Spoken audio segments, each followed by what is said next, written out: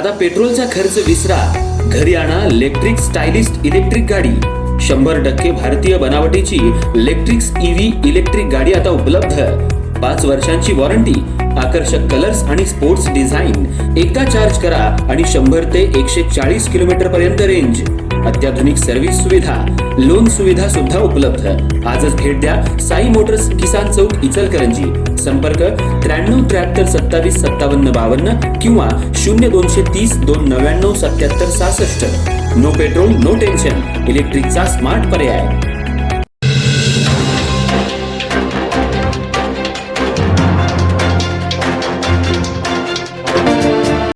इचलकरंजी महानगरपालिकेची आज झालेली सर्वसाधारण सभा अनोख्या आंदोलनामुळे चर्चेचा विषय ठरली। शहरातल्या विविध प्रश्नांकडे प्रशासनाचं लक्ष वेधण्यासाठी माजी नगरसेवक संजय तेलनाडे आणि नगरसेविका स्मिता तेलनाडे यांनी थेट बैलगाडीतून महापालिकेत प्रवेश करत आंदोलनात्मक पद्धतीनं आपला निषेध नोंदवला। त्यांच्या या आगळ्या वेगळ्या प्रवेशामुळे महापालिका परिसरात मोठी उत्सुकता निर्माण झाली होती। महापालिका सर्वसाधारण सभेत शहरातील पाणी टंचाई, रस्त्यांची दुरावस्था, स्वच्छता आणि नागरिकांच्या मूलभूत सुविधांचा प्रश्न गाजण्याची शक्यता असतानाच तेलनाडे दाम्पत्यानं बैलगाडीतून येत प्रशासन आणि सत्ताधाऱ्यांवर अप्रत्यक्ष टीका केली। शहराचा विकास अजूनही बैलगाडीच्या गतीनं सुरू आहे असा टोला यावेळी त्यांनी लगावला। बैलगाडीतून महापालिकेत येताना त्यांच्या समर्थकांनी घोषणाबाजी करत परिसर दणाणून सोडला। या अनोख्या आंदोलनामुळे नागरिकांचंही लक्ष वेधलं गेलं। काही काळ महापालिका परिसरात गर्दीचं वातावरण निर्माण झालं होतं। पोलिसांनी परिस्थिती नियंत्रणात ठेवत कोणताही अनुचित प्रकार घडू दिला नाही। यावेळी प्रसारमाध्यमांशी बोलताना संजय तेलनाडे यांनी शहरातील प्रलंबित प्रश्नांवर प्रशासन गांभीर्यानं लक्ष देत नसल्याचा आरोप केला। वारंवार पाठपुरावा करूनही नागरिकांच्या समस्या सुटत नसल्यामुळे आंदोलनात्मक पवित्रा घ्यावा लागल्याचं त्यांनी सांगितलं। तर स्मिता तेलनाडे यांनी नागरिकांना मूलभूत सुविधा देण्यात महापालिका अपयशी ठरत असल्याची टीका केली। दरम्यान त्यांच्या या आंदोलनाची शहरभर चर्चा रंगली असून सर्वसाधारण सभेपेक्षा बैलगाडी आंदोलनाचीच अधिक चर्चा महापालिका परिसरात पाहायला मिळाली। पेट्रोल आणि डिझेलची दरवाढ आपल्या देशाला न परवडणारी आहे आणि तामिळनाडूमध्ये विजय तलपतीनं ती दरवाढ स्वीकारलेली नाही, पण आमच्या महाराष्ट्र सरकारनं ती दरवाढ स्वीकारून आमच्या महाराष्ट्रातल्या जनतेवर अन्यायी दरवाढ केलेली आहे। त्यामुळं या महागाईच्या विरोधात आम्ही सर्व नगरसेवक या राज्य सरकार आणि केंद्र सरकारचा डिझेल आणि पेट्रोल दरवाढीसाठी जाहीर निषेध करत आहोत। उद्यापासून तुमचा प्रवास कसा असेल?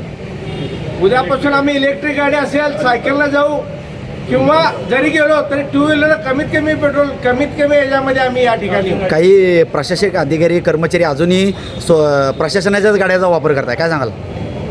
मोदी साहेबांचं आव्हान एका बाजूला आहे आणि दरवाढ एका बाजूला आहे। अशा परिस्थितीमध्ये शिवशाही विकास आघाडीच्या वतीने देशाच्या पंतप्रधानांनी जे आवाहन केलं त्याला प्रतिसाद म्हणून आम्ही सर्व एकत्र बैलगाडीतून या ठिकाणी आज पानशीला आलो आहे आणि ज्या पद्धतीनं अन्यायी दरवाढ झालेली आहे त्या दरवाढीचा निषेध शिवशाही आघाडी म्हणून, महाविकास आघाडी म्हणून आम्ही या ठिकाणी करतो आहे आणि प्रशासनाला, अधिकाऱ्यांना सुद्धा जे आव्हान शासनाने केलं आहे त्याची अंमलबजावणी व्हावी यासाठी आमच्याकडून त्यासाठी आग्रही मागणी आहे।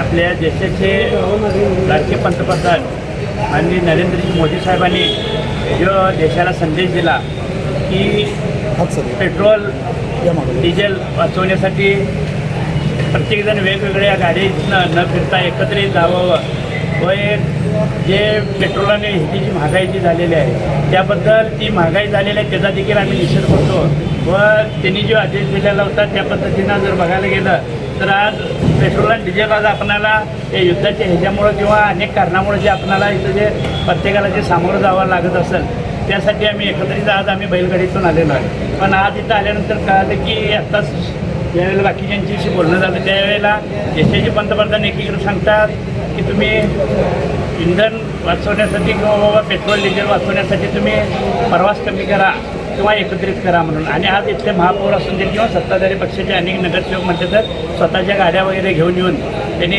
त्यांच्या देशाचं म्हणजे देशाच्या पंतप्रधानांचं त्यांनी पालन करत नाहीत हा एक तिथं त्यांनी संदेश द्यायचं काम विरोधात त्यांनी केलेलं आहे। तर इथून पुढच्या काळात देखील तुम्हाला सांगतो की आज बैलगाडीने जो आम्ही प्रवास करून भागातले आम्ही सगळी नगरसेवक एकत्रित इथं जे आलेलो आहे इथून पुढच्या काळात देशाच्या हितासाठी आम्ही सगळीजण चांगल्या पद्धतीनं सगळं कार्य तर आमच्या हातून घडतच राहणार आहे। पण जे आता इंधन वाचवण्यासाठी आज जे आम्हाला जे केलेलं आहे इथून पुढच्या काळात देखील आम्ही प्रत्येक वेळेला जर काय बैलगाडीचा आणि ह्याचा वापर जरी होत नसेल तरी आम्ही इलेक्ट्रिक गाड्याचा वापर करून एक देशाला चांगला संदेश द्यायचं काम आमच्या शिवशाहू आघाडीच्या माध्यमातून इचलकरंजी शहरातून आम्ही करणार आहोत.